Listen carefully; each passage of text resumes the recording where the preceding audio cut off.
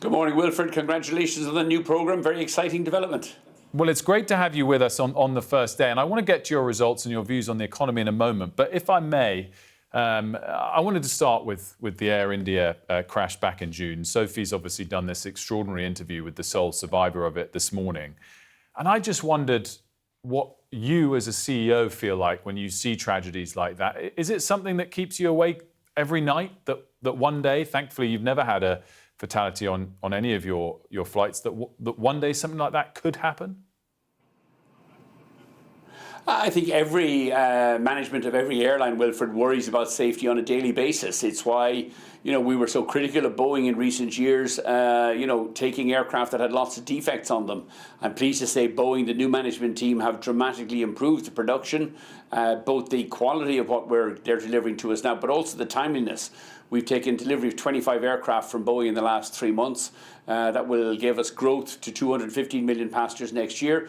But they're making great aircraft, and they're back to making great high-quality aircraft again, which is vital. And then they come to airlines like Ryanair, who are continuing to grow strongly. We invest hugely in pilot training. We're opening a new pilot training centre in Krakow in Poland. We open another one in Madrid at the end of November. So we're investing heavily in the latest training techniques, hiring good pilots, keeping them through the lifetime of their careers. But safety will always remain paramount for everybody in the airline industry. Air India have given interim payments to the families of those that lost their lives and the one survivor of £21,500. There's more to come, and they've made that clear in their statement to us. But when you consider what those families and what the survivor are putting up with at the moment, does that sit right with you, that that's all they've received so far? It's a matter for Air India. It's not something that I have any insight into. They'll certainly be well covered by insurance, and I think all airlines in tragic situations, I think airlines have a duty to look after the customers and the families of the customers who were affected. But it's not something that I have any insight into or knowledge of. Clearly, this weekend we've seen an attack on a train instead of a tragedy on an airplane for very different reasons. Airports have tons of security, as you know very well. Clearly, train stations don't. Do you think that they should be considered at train stations or not? I think it'll be very difficult, Wilfred. If you look at the volumes of people going through train stations and the London Underground, the London Underground buses in London have been targets of terrorist attacks before, as have airports. We remember the bomb in Brussels airport a couple of years ago. I think it's incumbent on all of us, whether we're involved in the industry or just travelling as passengers, to be vigilant, to try to detect suspicious activity and report it as quickly as possible. But it's vital for the success of public transport and airline transport, that we continue to invest heavily in safety and in security. At the airports, where we the airlines are financing these new screening systems, new X-ray machines, which now finally allow people to put their bags through without taking out all the liquids and the makeup and everything else, to try to make a better customer experience. And I think you see that reflected in our half-year results this morning. Passengers are travelling strongly. Our traffic was only up 2% in the second quarter because of the Boeing delivery delays, but fares are recovering. Last year our fares were down 7%. This year they're up 7%. And our profits are recovering strongly because people want to fly. Families want to go on holidays during the summer period.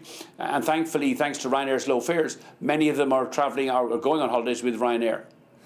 Just finally, clearly the results were strong.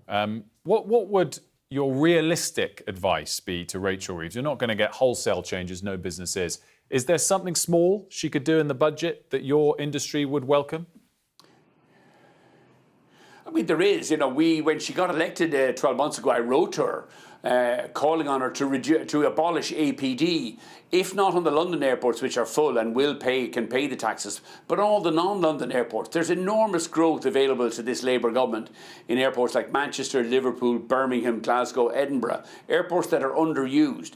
But that growth is being stifled by her crazy decision to increase APD by £2 from April next year. This increase should be reversed. She should abolish APD on the non-London airports. It would be self-financing because I think the growth that we, the airlines, would deliver at those regional airports the additional visitor spend, tourism spend, would far outweigh the reasonably small loss of APD. But the Treasury just doesn't get it. I mean, having written to her last year, one, I didn't get a reply from her.